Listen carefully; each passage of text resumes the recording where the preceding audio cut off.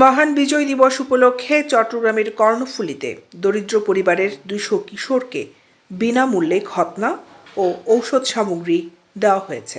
বুধবার 18 ডিসেম্বর সকালে উপজেলা বিএনপির সহযোগিতায় শিকলবাহা সাউথ চট্টগ্রাম হাসপাতালে এই খৎনা অনুষ্ঠিত হয়।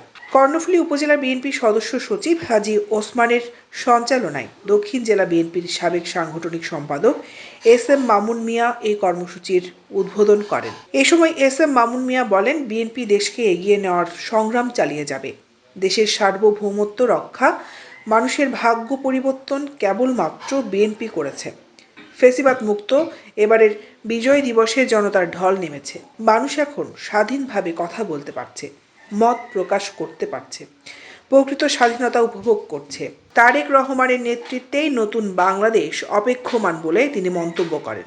অনুষ্ঠানে আরও উপস্থিত ছিলেন উপজেলা বিএনপির সাবেক সভাপতি এহসান খান, সিনিয়র যুগ্ম আহ্বায়ক গিয়াসউদ্দিন ফয়সাল, আব্দুল গফুর মেম্বার আব্দুল কাদের, জেলা ছাত্রদলের সদস্য সচিব কামরুদ্দিন সবুজ, উপজেলা বিএনপির সদস্য এজাবত উল্লাহ, সালে জহুর, ইউনিয়ন বিএনপির সভাপতি ইদ্রিস হায়দার, কাজী মাইনুদ্দিন টিপু, শেখ আহমেদ, এটিএম হানিফ।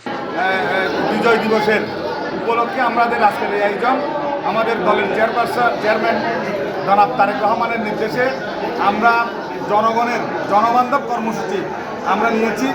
আমাদের সফল আহ্বায়ক এস.এম. মামুন মিয়ার পরামর্শে, ওনার উদ্যোগে আমাদের আজকের এই ক্যাম্প পরিচালিত হচ্ছে।